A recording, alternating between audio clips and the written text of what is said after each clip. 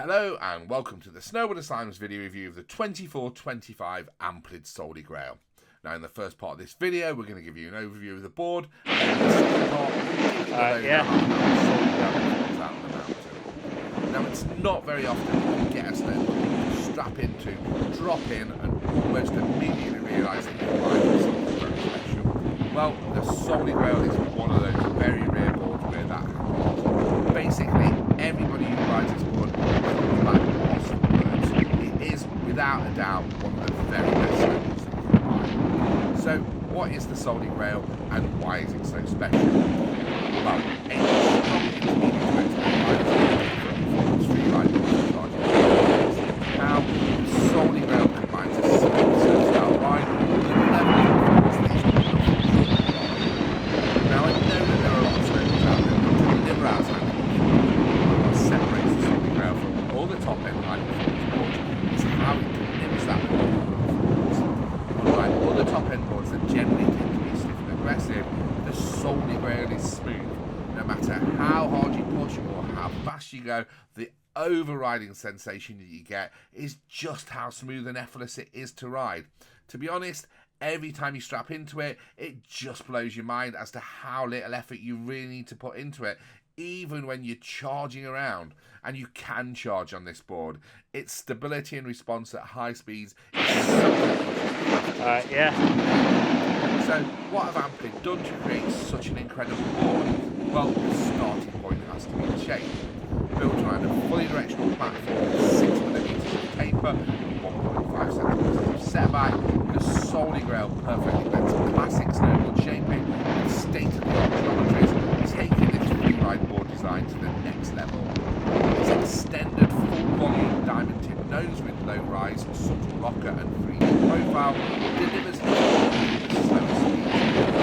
Conventional piste, its flow is effortless.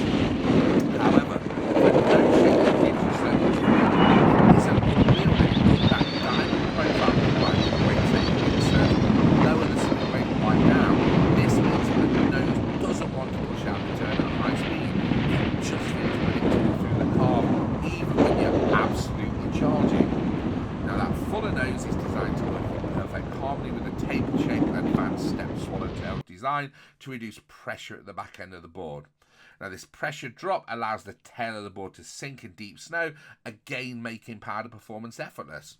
However, that stepped swallow design also means that you get that pressure drop at the tail, but you get that without sacrificing the integrity of the last part of the side cut as you would with a traditional swallowtail. So you are going to compromise edge response out the back end of the carve. Now, great as the Souly Grail is in the POW, it's probably going to be its performance on piste that's going to blow your mind first. Its combination of mid-width, regular side cut and mellow camber creates a board that is solid and reassuring on the edge.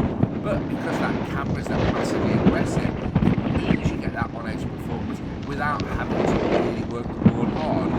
It also means that it's equally happy on short radius turns as it is on long radius turns. But it's simply, this thing is a joy to ride on piste, gunning it, or even just cruising about. The shape, however, is half the story, which is side that makes it so its groundbreaking combining lightweight multi-component element of the tail, this featherweight durable core creates a low-weight foundation that helps the board easily transition from edge to edge and feel like it's an extension of your body. To this, Amplid then add their anti-phase 3.0 dampening technology. Now it would be easy to dismiss this as just a gimmick, but it's the anti-phase 3.0 that underpins the entirety of the Souly Grail's ride and performance. Anti-phase runs from the tips to the inserts and is a multi-directional composite layer bonded to a non-Newtonian layer material that ignores the viscosity. This means that the viscosity of the material varies depending on the stresses you're going. So the harder and faster you ride, the more the damping properties of the material increase, keeping the board smooth no matter if you're cruising around or even charging at high speed. Now to ensure that the Souly Grail delivers its responsive ride, the structural layers are formed from torsionally stiff triax glass, running fibres diagonally across the middle at 45 degrees and along the length at 90 degrees and strengthen the twisting plane. This gives you a more dynamic ride at high speeds.